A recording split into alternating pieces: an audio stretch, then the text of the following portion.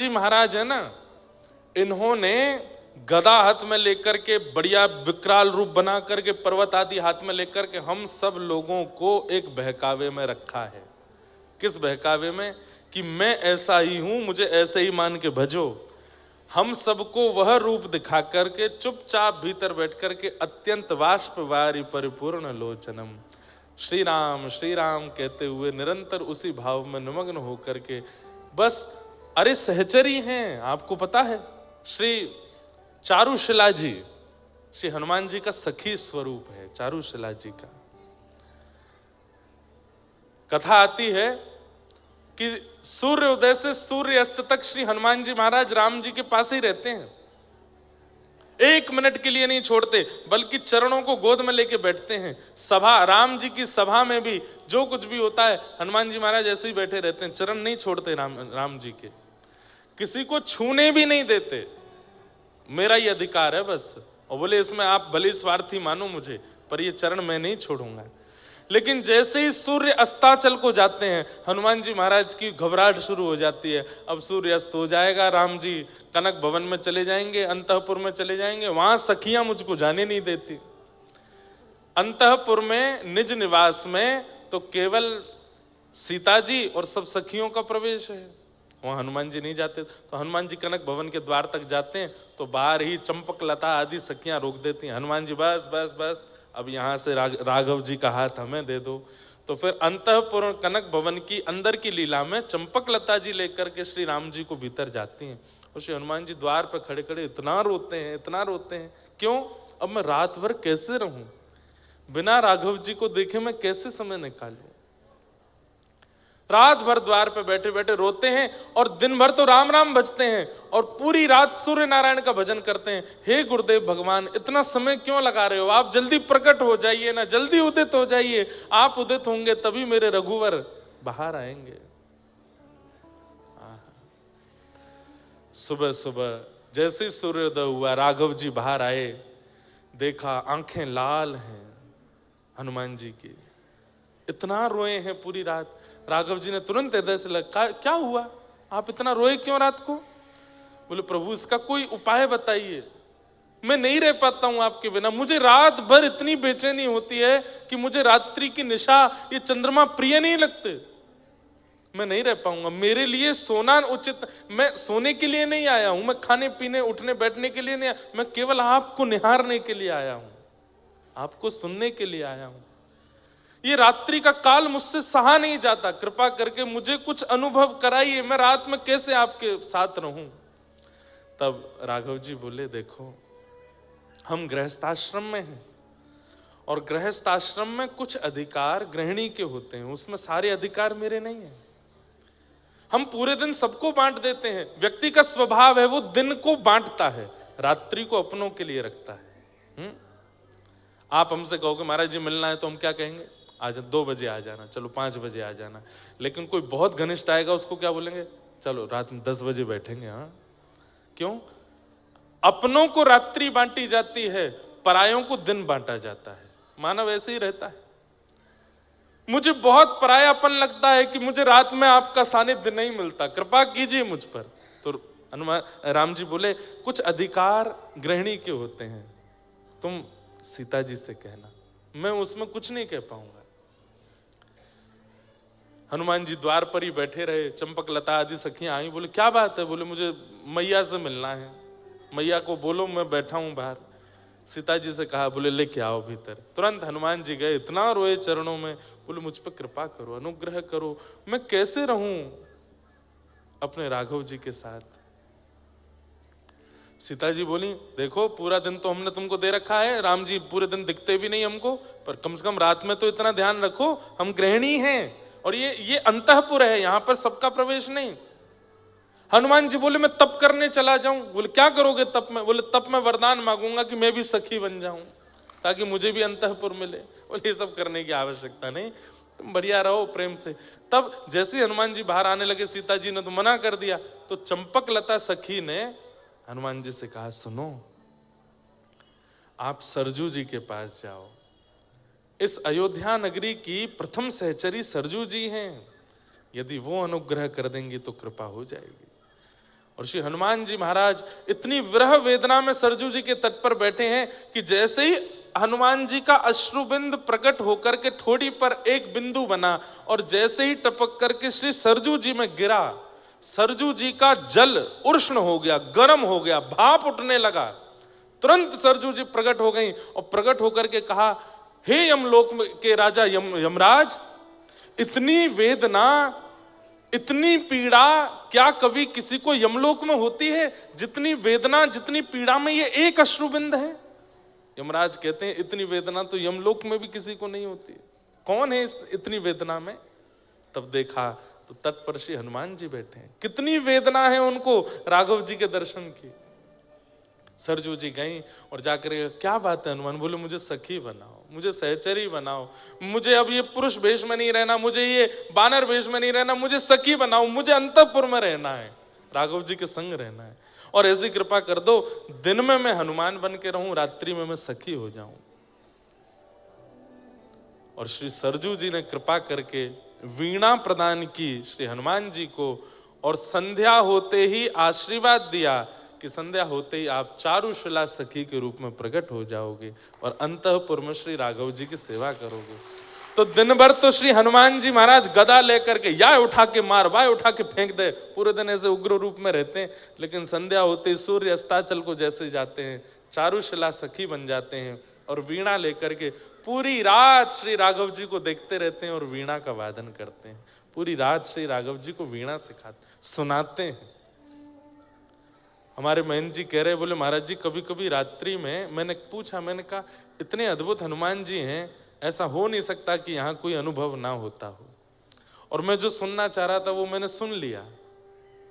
कई बार मैंने कई हनुमान जी के स्थानों पर कथा की, कईयों ने कहा हमें हनुमान जी के हुंकार की आवाज आती है, कभी राम की आवाज आती है, कभी चलते हैं तो उनके धम धम धमक की आवाज आती है, कभी खड़ाओं की। तो ये सब महाराज जी ने भी बताए। तो मैं लेकिन कुछ सुनना चाह रहा था और वो यही था कि महाराज जी रात्रि में घुंघरू की आवाज आती है। मैंने कहा हाँ, अब लगा कि राम हनुमान जी यहीं बैठे हैं, क्योंकि वो रात्रि में चारुशिला रूप में होते हैं और उस समय श्री राघव जी को प्रसन्न करने के लिए, श्री राघव जी के मन को आनंदित करने के लिए वो सखी रूप धारण करके नृत्य करते हैं, गायन करते हैं। ऐसे श्री हनुमान जी। मैं जब से कथा करने आया, मैं एक ही बार गया हूं अभी तक दर्शन करने, पर वो छवि ऐसी बस गई है नेत्रों में। इतना अद्भुत स्वरूप है श्री हनुमान जी का, हनुमानगढ़ी के, मैं क्या बताऊं। ये सौभाग्य है हमारे महंत जी का, पूरे परिवार का, जो इनकी सेवाओं ने प्राप्त है। ऐसी देखो, ऐसी झांकी कहीं नहीं देखी होगी। ऐसे मोटे मोटे लड्डू ये ऐसे धारण करते हैं यहाँ पर, जैसे मानो बंक मुस्कान, एक बांकी मुस्कान होती है ना, ऐसी मुस्कान है श्री हनुमान जी की। अद्भुत झांकी है। राघव जी की बड़ी बड़ी अंतःपुर की लीलाएं हैं जिनको व्यास मंच से कई लोग नहीं सुनाते, और नहीं सुनाना भी नहीं चाहिए। सारे भाव नहीं बताने चाहिए कथा में। पर हमारे रामानुज गुरु जी, पूज्य पिताजी महाराज के गुरु जी एक लीला सुनाते थे, वो और सुनाऊं। अंतःपुर में कैसी लीला होती है कि रोज राघव जी जब भीतर कनक भवन में आते हैं तो दरवाजा बंद करते ही सब सखियां कहती हैं, मर्यादा बाहर छोड़ के आए हो ना, मर्यादा पुरुषोत्तम, मर्यादा पुरुषोत्तम, पूरे दिन मर्यादा पुरुषोत्तम बने घूमते हो, ये अंतःपुर में मर्यादा नहीं। तो राघव जी बोलते हैं, हाँ अब जैसे चाहो बैठा लो। तो सब सखियां लेकर के राम जी को घुमाती हैं, कभी झूला पे बैठाती हैं, कभी कुछ करती हैं। अभी तो ये होली का, इतनी सुंदर होली है राघव जी की, कल अगर अनुभव लगा तो कल सुनाऊंगा। तो सीता जी बोली, आज क्या विनोद करें? केवल वृंदावन चंद्र ही विनोद नहीं करते हैं, प्रिया प्रियतम आनंद नहीं करते, यहाँ राघव जी और सिया जी का भी सुख होता है। वो आज क्या विनोद करें? तो सब सखियां बोली, क्या करें? नृत्य करें? बोले नृत्य तो रोज ही करते हैं। गायन करें? बोले वो भी रोज ही होता है। कुछ नया बनाए? बोले वो भी रोज। कुछ अलग करो आज। तो राघव जी बोले, क्या अलग करो? कुछ अलग नहीं करना, वही कर लो जो रोज करते हो। कुछ गा लो, बजा लो, नाच लो। थोड़े से राघव जी, ये हमारे ठाकुर जी से कही होती है बात राधा रानी ने। ठाकुर जी तो 50 प्रकार के नियम बताए, ये कर लो, ये कर लो, ऐसे कर लो। लेकिन राघव जी कहीं ना कहीं थोड़े से अंतरंग भाव में रहते हैं। इतने में ही सिया जी के मन में आई, बोले हाँ एक युक्ति है। बोले क्या? आज आप लहंगा पहनो, चुनरी पहनो, आंखन में काजल लगाओ, होठन पे लालिमा लगाओ, गले में गहने पहनो, सारे केस खोल करके यहाँ सिंदूर डालो और हमारा रूप बना के हमारा अभिनय आप करो और हमें लाओ धनुष बाण दो, अपनी पीतांबरी दो, सिर पर मुकुट धारण कराओ, हम केस खोल करके आज हम राघव जी का अभिनय करेंगे और आप सीता जी का। राम जी बोले ये सब नहीं करना, कुछ नहीं करना, हम ही रहने दो, तुम ही रहो। सीता जी बोली करना पड़ेगा, ये अंतःपुर है, ये आपकी सभा नहीं है कि वहां सभा में जाकर के आपकी बात मानी जाएगी, ये कनक भवन है, यहाँ हमारी बात मानी जाएगी। राघव जी बोले तो ये क्या तरीका है कि हम कुंडल उंडल पहन करके, आंखन में काजल लगा के, लहंगा बढ़िया पहन के घूमे? बोले कोई बात नहीं, एक विनोद होगा, सखियों को सुख मिलेगा। दूर खड़े चारुशिला जी के रूप में हनुमान जी बड़े प्रसन्न, बोले आज आनंद आएगा, करवा। राम जी अंत में बेचारे हार गए, बोले कि ठीक है, कहाँ हैं, दीजिए अपने वस्त्र। सीता जी ने अपने संपूर्ण वस्त्र श्रृंगार सब दिया। बोले मैं करूं श्रृंगार? बोले नहीं नहीं, आप भीतर नहीं आओगी, मैं खुद कर लूंगा। चारुशिला जी बोली मुझे दे दीजिए अधिकार। हनुमान जी वो राघव जी को लेकर के भीतर गए, लहंगा पहनाया, ऊपर चुनरी ओढ़ाई, आंखन में काजल लगायो। बार बार हनुमान जी के नेत्र सजल हो जाते हैं कि ये सुख तो है जो मुझे बाहर नहीं मिल रहा था, वो अब अंतःपुर में मिल रहा है। और वहां चंपक लता सखी लेकर के गई हैं श्री सिया जी को, और वहां राघव जी का रूप, आहा, नव कंज लोचन कंज मुख कर कंज पद कंजारुण, अद्भुत रूप धारण किया। अब आज कैसा दर्शन हो रहा है? बोले राम जी हो गए गोरे गोरे और सीता जी हो गई हैं सांवली सी। क्यों? श्री राघव जी सीता जी के रूप में और सीता जी श्री राम जी के रूप में। जैसे ही राम जी के रूप में सीता जी निकल करके आई, सब सखियां देख करके आहा बलैया लेने लगी, कितने सुंदर लग रहे हैं, कितने सुंदर लग रहे हैं, तरण तोड़ने लगी, राई नौन करने लगी, इतने सुंदर लग रहे हैं, आज गोरे राम हुए हैं। अब सब प्रतीक्षा कर रहे हैं सिया जी कब आवेंगे।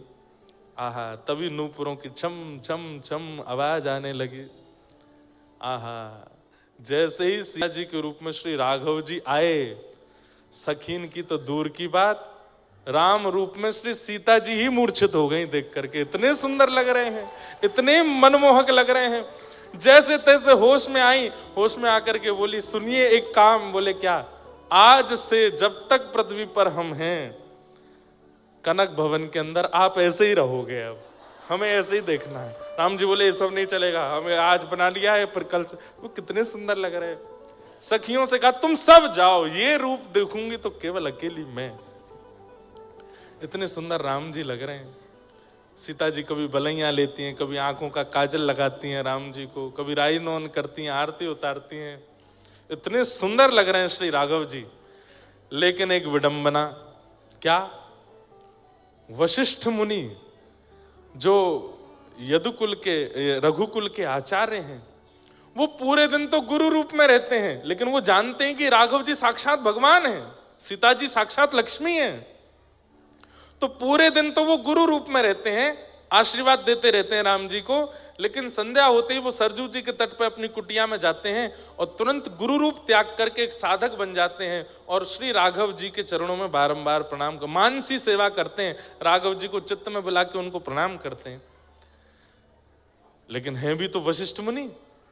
अब वशिष्ठ मुनि जैसे ही सरजू जी के तट पर बैठे, नेत्र बंद करके हृदय में राघव जी को प्रणाम करने के लिए जैसे ही उनका आवाहन किया, तो क्या देखते हैं? राम जी तो गोरे गोरे दिख रहे हैं और सीता जी सांवली सी दिख रही हैं। वशिष्ठ मुनि बोले ये क्या हो रहा है चित्त में?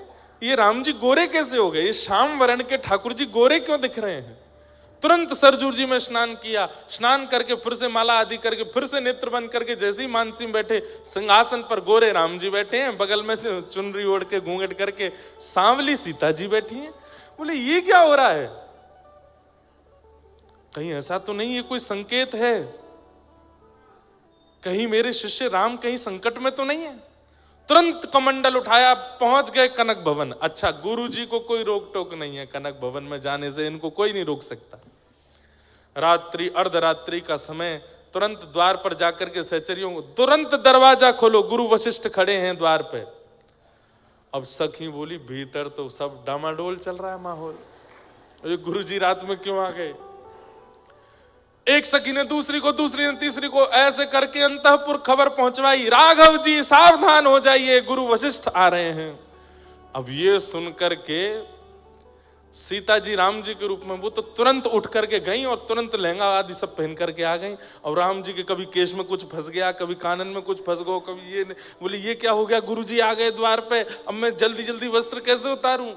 सीता जी बोली जल्दी करो, गुरुजी आवे वारे हैं। अच्छा, गुरुजी प्रतीक्षा नहीं करते, उनके लिए तो द्वार खुलता है सीधे। राम जी जल्दी जल्दी दौड़ करके गए, जल्दी वस्त्र आदि अपने बदल करके, केश आदि सब बांध करके, आंखन को काजल वाजल सब बिल्कुल व्यवस्थित करके, जो भी मुख पर श्रृंगार था सब बिल्कुल हटा करके, मुंह धो धा करके आए करके तुरंत बैठे। इतने में द्वार खुला, गुरु वशिष्ठ आए। दोनों युगल ने प्रणाम किया, गुरुदेव प्रणाम। गुरु वशिष्ठ ने देखा सीता जी गोरी हैं, राम जी सांवले हैं, तो बोले फिर मेरे मन में इतना वो क्यों हो रहा था। राम जी बोले गुरुदेव बड़े संकोच में रहते हैं राम जी। बोले गुरुदेव कोई कार्य था। नहीं नहीं कार्य तो कुछ नहीं था, बस कुछ था। आप दोनों ठीक हैं। बोले हाँ बिल्कुल ठीक है। कोई कष्ट तो नहीं है ना, मैं गुरु हूं मुझे बता दीजिए। बोले नहीं गुरुदेव कोई कष्ट नहीं। अच्छा ठीक है तो मैं चलूं फिर, प्रणाम, कल मिलते हैं सुबह। बोले हाँ गुरुदेव ठीक है। जैसे ही घूम करके जाने लगे वशिष्ठ जी फिर रुके, फिर दोबारा मुड़े, राम जी के थोड़े पास गए, यहां से केश हटा करके देखे तो बीच में मांग भरी पड़ी है। राघव ये क्या। अब तो राम जी पूरे ठंडे पड़ गए ऊपर से नीचे। नहीं नहीं गुरुदेव कुछ नहीं कुछ नहीं कुछ ऐसे। गुरुदेव वो आज वो हनुमान जी ने कुछ डाल दिया था, चारुशिला जी के रूप में हनुमान जी खड़े, मैंने कब डाला। वशिष्ठ जी जैसे ही सिया जी की ओर, सीता जी कभी देखती नहीं है, नीची नजर रखती हैं, लेकिन आज नजर उठा के वशिष्ठ जी को देखा है और नेत्रों में ही समझा दिया। बोले अंतःपुर की लीला है, आप क्यों आ गए बीच में। तुरंत वशिष्ठ जी समझ गए। अच्छा अच्छा अच्छा राघव सुनो। बोले हाँ अब तुम विश्राम करो, सुबह मिलते हैं। वशिष्ठ जी तो गए, राम जी इतने संकोच में चद्दर लई और श्रृंगार घर में जाके ओढ़ करके बैठ गए। 3 दिन तक ऐसे ही बैठे रहे, ना किसी से मिले ना किसी से, इतने संकोच में आ गए। बोले गुरु जी ने मुझे इस रूप में देख लिया। यहाँ पे दशरथ जी मनाने आए, कौशल्या मैया मनाने आई, केकई मनाने आई, सब मनाने के लिए आ गए, लेकिन राम जी माने नहीं। तब पूछा, बोले क्या हुआ था। बोले गुरु जी जब से आके गए तब से ऐसे ही हैं। तो फिर गुरु वशिष्ठ जी से कहा कि आप जाके राम जी से, तो फिर पुनः गुरु वशिष्ठ जब आए, हल्ला हुआ गुरु वशिष्ठ आ रहे हैं। राम जी ने फिर चद्दर हटाई, फिर बाहर आ गए। गुरु वशिष्ठ आके बोले क्या बात है, आप 2 दिन से चद्दर में रजाई में घुसे क्यों बैठे हो, इतना संकोच क्यों। नहीं गुरुदेव कुछ नहीं। कान के पास जाके वशिष्ठ ऋषि बोले हम सब जानते हैं ये अंतःपुर की लीला, हम किसी से नहीं कहेंगे, आप बिल्कुल निश्चिंत रहो, किसी को नहीं बताएंगे। अब गुरु वशिष्ठ ने कितनी छुपाई बात कि आज हम मंच से आपको सुना रहे हैं, आज पूरी दुनिया सुन रही है, तो सोच लो गुरु वशिष्ठ ने कितनी छुपाई होगी। लेकिन श्री हनुमान जी महाराज, ये बंधुओं ये बड़ी अंतरंग लीलाएं हैं ठाकुर जी की। हमारे पूज्य पिताजी के गुरुदेव श्री रामानुज गुरु जी इस कथा को सुनाते थे। आज पता नहीं क्यों श्री हनुमान जी सुबह से ही ऐसे रस में भीगे भीगे से दिख रहे हैं, तो ये सब भाव प्रकट कराए हैं। अनंत बलवंत श्री हनुमान जी महाराज की। तो उनका जो बल दिख रहा है ना, वो तो केवल हम लोगों को बहकाने के लिए कि तुम भैया यहीं तक ही सीमित रहना, मुझसे बल आदि ही मांगना। वास्तव में श्री हनुमान जी से तो प्रेम लक्षणा भक्ति मांगो, क्योंकि अंतःकरण में तो वही रस है, वही प्रेम है, वही भाव है श्री हनुमान जी के। अब मेरे को कथाएं तो इतनी याद आ जाती हैं।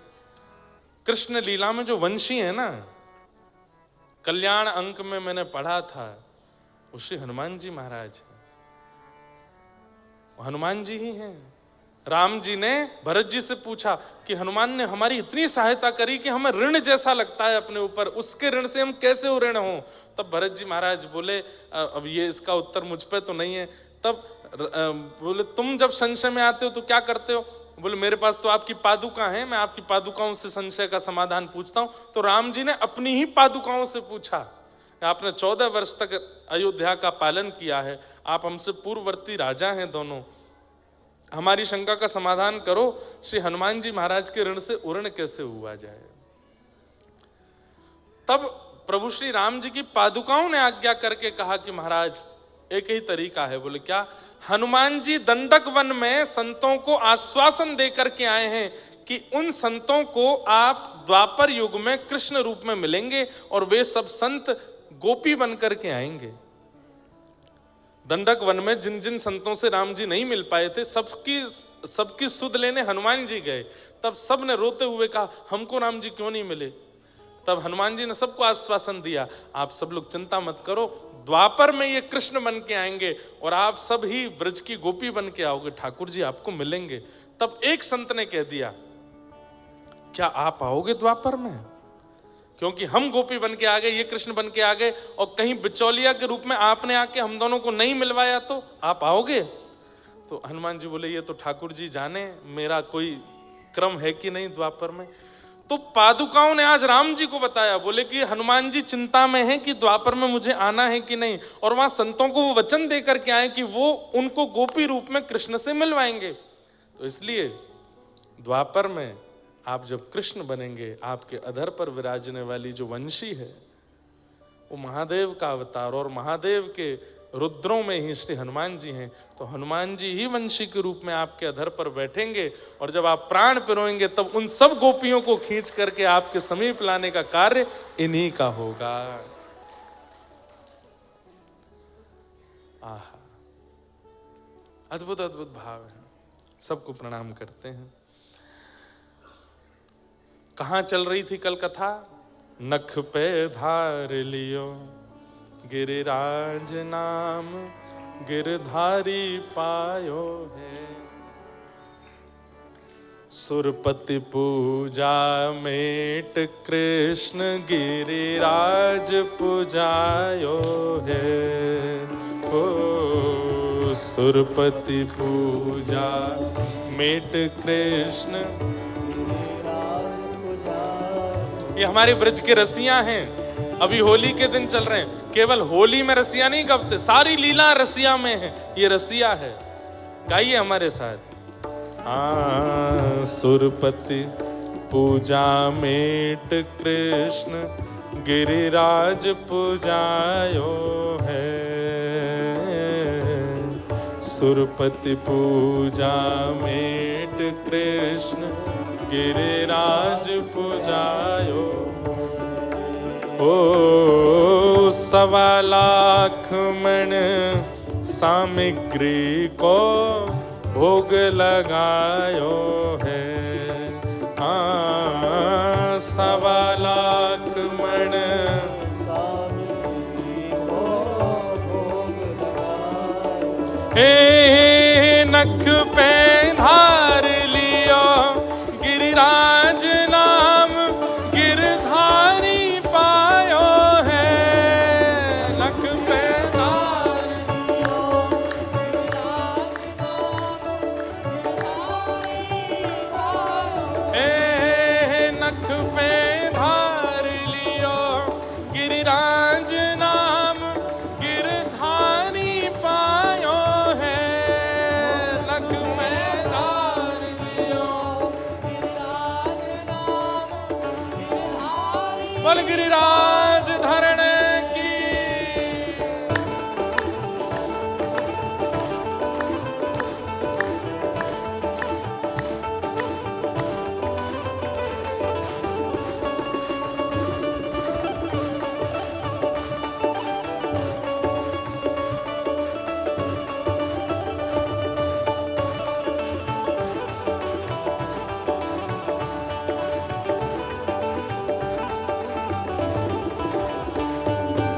श्री राधा गिरधर लाल की।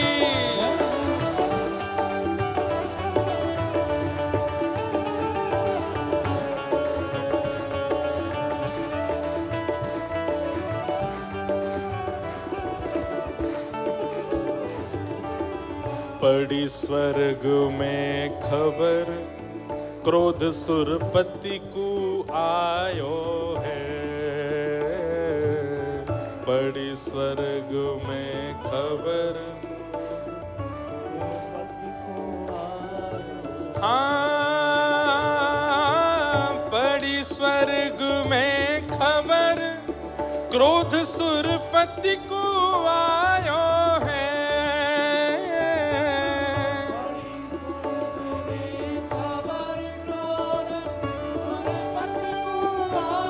तब इंद्र ने क्या किया? मूसलधार अपार बहुत पानी बरसायो है। मूसलधार अपार बहुत पानी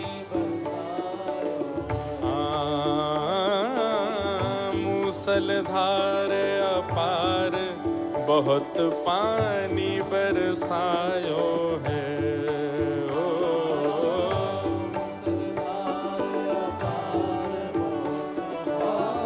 पर हमें डरना ना है, क्यों?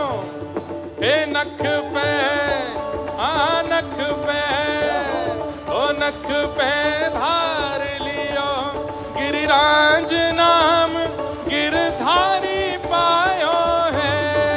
नख पे धार लियो, गिरिराज नाम गिरधारी पायो है।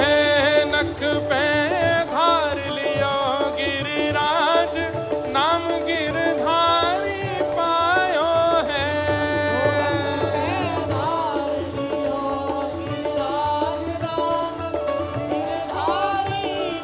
गिरिराज धरण प्रभु तुम्हारी शरण, ओ गिरिराज धरण प्रभु तुम्हारी शरण। प्रभु तुम्हारी शरण, गिरधर तुम्हारी शरण। प्रभु तुम्हारी शरण, गिरधर तुम्हारी शरण। नख पे, नख पे हो, नख पे धार लियो, गिरिराज नाम गिरधारी पायो है।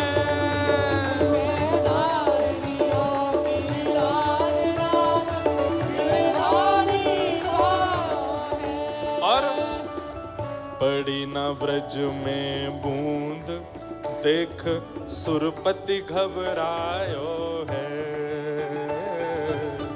पड़ी न व्रज में बूंद, देख सुरपति घबरायो। हाँ, पड़ी न व्रज में बूंद, देख सुरपति घबरायो है। पड़ी न व्रज में बूंद, सुरपति घबरायो है। और ब्रजवासी सब कहें कृष्ण गिरिराज उठायो है। ब्रजवासी सब कहें,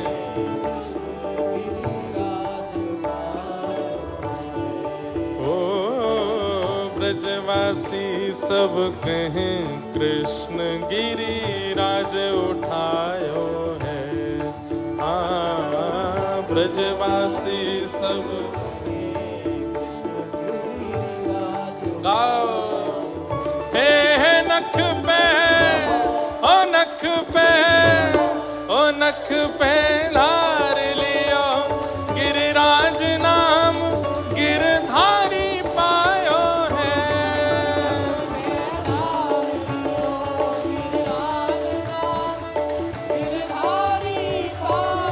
हाँ, नख पे धार लियो, गिरिराज नाम गिरधारी पायो है।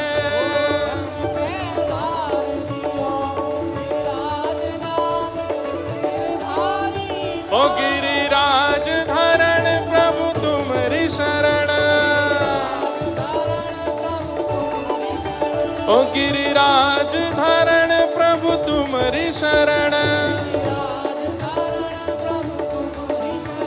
प्रभु तुम्हारी शरण, प्रभु तुम्हारी शरण। हे गिरधर तुम्हारी शरण, गिरधर तुम्हारी शरण। हे नख पे, हाँ नख पे हो, नख पे धार लियो, गिरिराज नाम गिरधारी पायो है। नख पे धार लियो,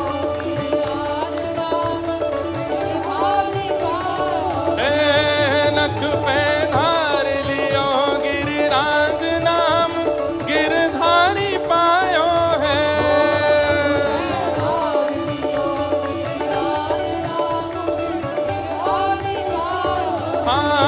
नख पे धार लियो, गिरिराज नाम गिरधारी पायो है।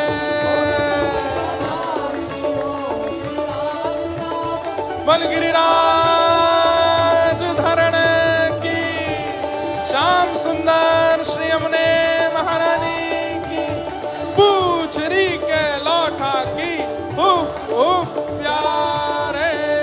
क्या बात है बंसी वारे, शाबाश है। पड़ी ना ब्रज में बूंद, देख सुरपति घबरायो है। ब्रजवासी सब कहें, कृष्ण गिरिराज उठायो है।